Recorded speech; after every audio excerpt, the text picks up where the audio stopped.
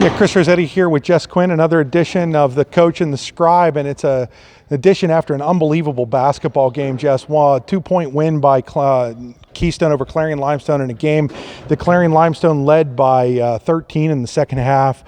What did you see being the difference there in the second half for the Panthers? A number of different things. Number one, Keystone never panicked at all. They stayed patient against, CL's 3-2 zone. They worked the ball. Some of their shots weren't falling. They rebounded well. Bob and I were talking. In the first half, it was 19-12 rebounding advantage to Clarion Limestone. In the second half, Keystone held the advantage 15-14. That's the difference of the game. They got better second chance looks and put them in. And then at the end, coming down the stretch, you got Troy Johnson on the low block, giving them fits, getting the and one, whether his, foul shot falls or not, is a huge momentum swing for Keystone.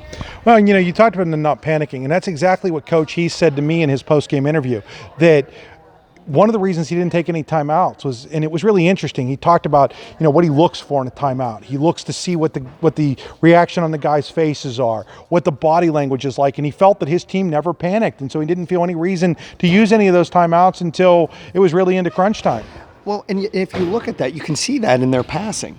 They really worked the ball. They weren't pushing it. Now, a couple of times in transition, Clarion Limestone would get a steal. They would be pushing up. Keystone fell back, got the steal right back, so it was back and forth. But in their offensive set, they never panicked. They worked the ball. Even when the shots didn't fall, they kept after it. They were very, very patient, and it paid off. 47-45 win. You're holding Clarion Limestone to 45 points in a basketball game. You are playing phenomenal defense.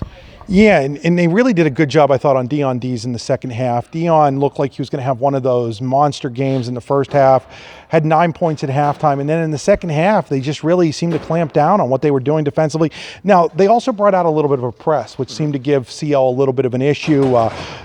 Coach Heath again talked to me about not using that press until he felt they needed to use that press, and he really felt that changed the game for him. Is that what you saw?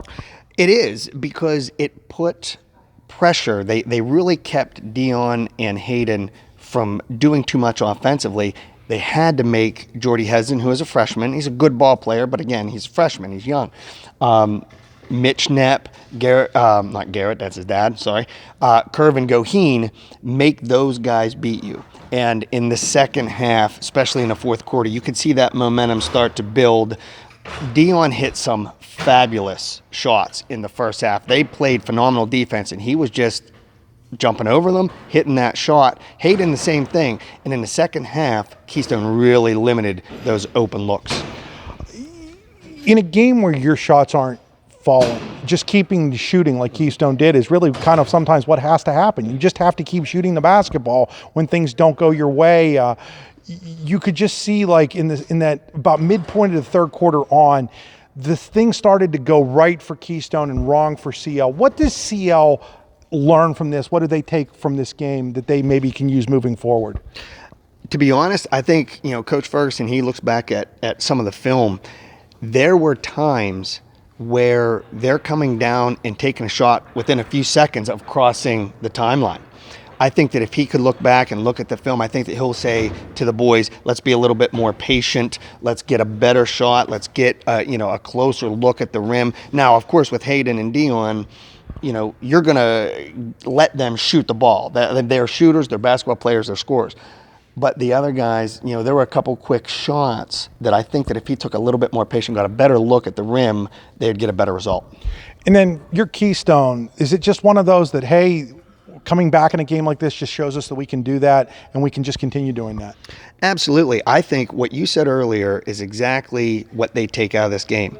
We weren't hitting our shots, but we kept shooting, not forcing the ball, but you just kept shooting. You had open looks. It's going to start to fall. They never panicked, number one. We said that already. But number two, they just kept working the basketball, and eventually it fell for them. Are we going to be lucky enough to see this as a KSAC title game rematch?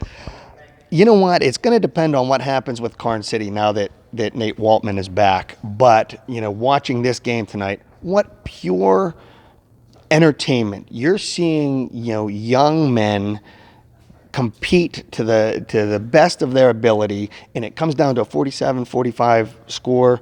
It could have gone either way. I'm just happy I was a part of it tonight. No question, Jess. Until next time, Chris Rossetti saying good night for myself and Jess Quinn, and another edition of The Coach and the Scribe.